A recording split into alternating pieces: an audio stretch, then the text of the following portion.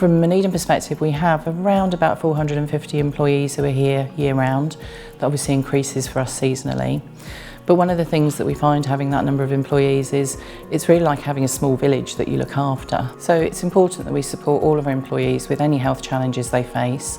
If we do that, actually what that helps us do in the long term is have a more reliable employee and someone who trusts us. So we're likely to have better service from them and a good retention to keep them in the organisation. Yeah, it's a competitive market out there.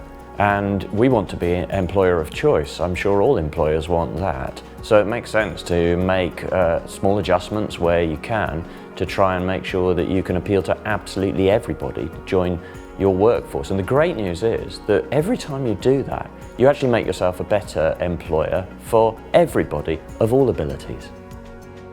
For us to attract them, one of the things that we do is we have a really transparent recruitment process. Recruiting managers don't see any of the information that relates to somebody's, what I'd call their equality data. All they see is about them, the person, and their skills and experience.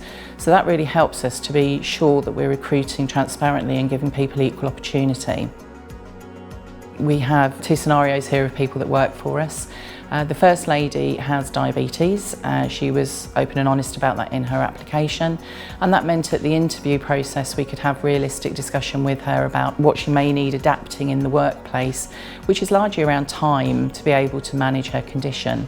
Actually, it's been really easy to do. There's not been anything that's created a work issue, but for that employee, actually it's meant that they feel they can be truly open and honest, and her attendance has been amazing, so there's really been no issue.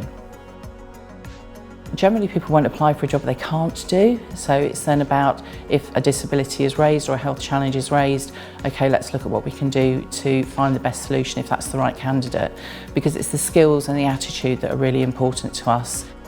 The Beacon project is hugely valuable.